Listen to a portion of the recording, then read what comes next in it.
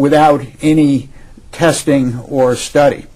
And we think you need to do the tests, you need to develop the science, and then promulgate the rules based on that. Now, it needs to be done expeditiously, and in fact, since your bill was first introduced in 2007, DOT has done exactly what your bill mandates it to do.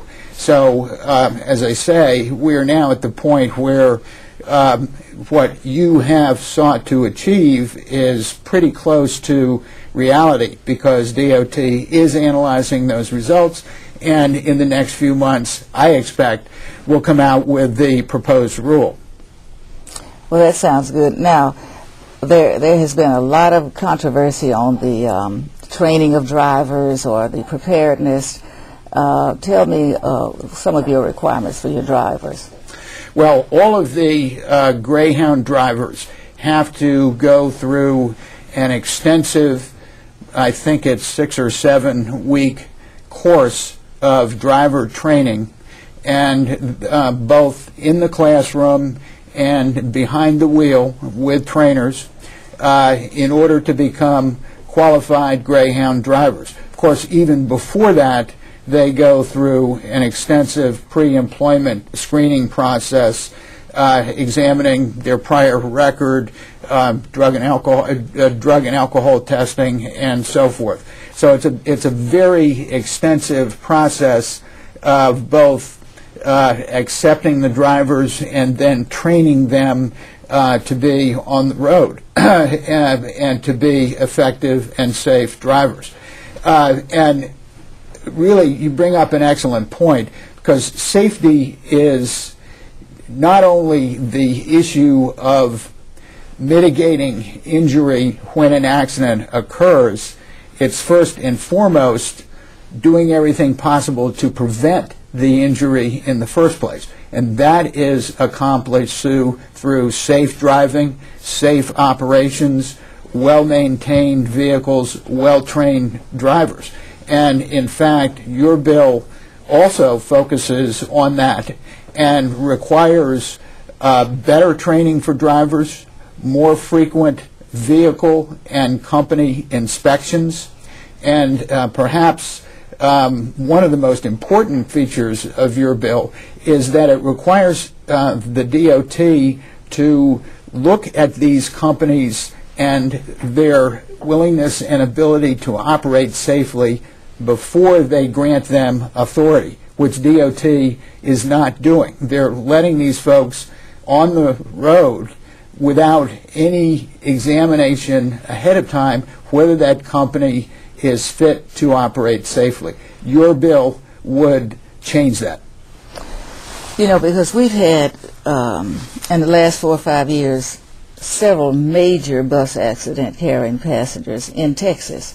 None of them have been Greyhound, but we've had a bus to catch fire and burn, and others that ran into different signs, and a number of people were injured and killed. Is there a common code sharing body that checks to see that all the buses are in good shape and meet safety standards?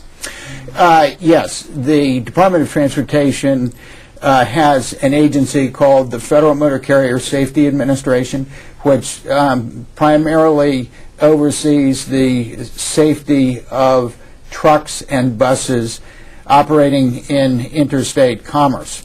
It works very closely with the state departments of transportation and public safety, such as in Texas, and those entities are responsible for inspecting the buses, inspecting the drivers, and so forth.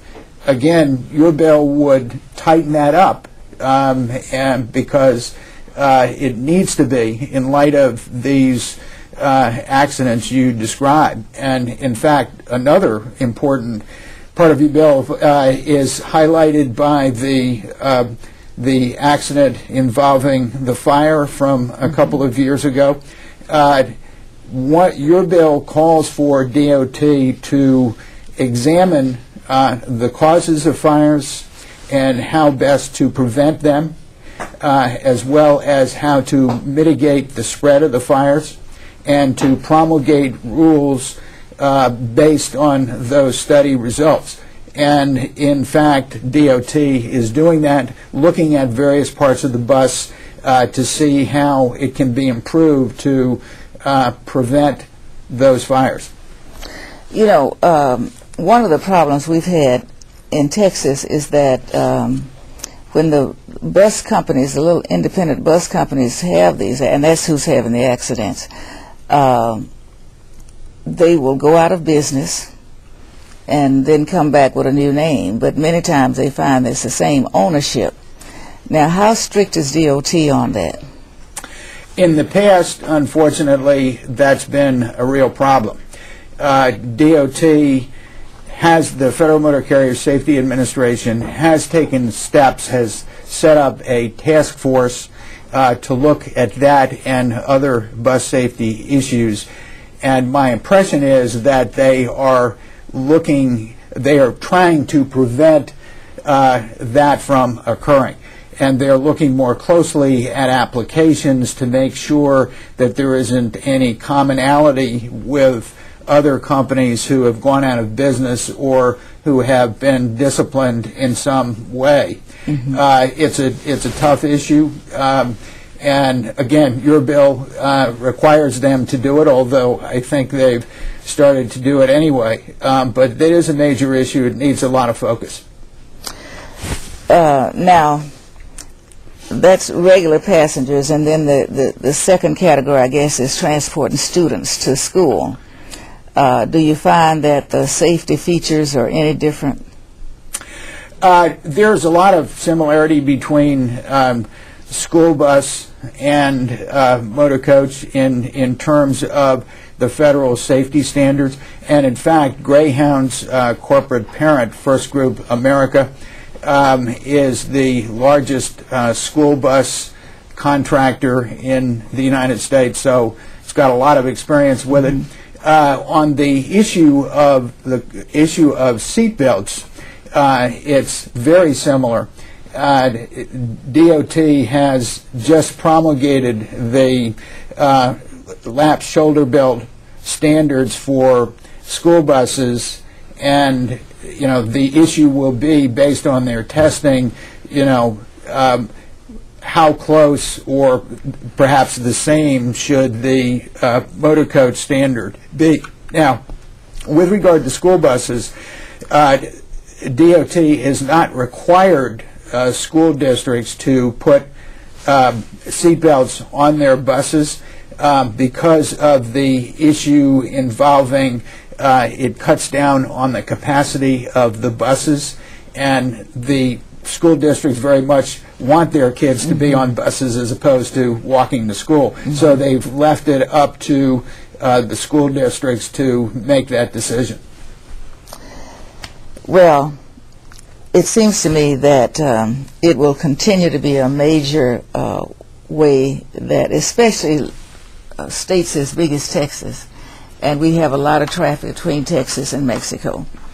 And so it seems to me that Greyhound is looking forward to a pretty bright future, since we've had so much population growth coming from south of Texas.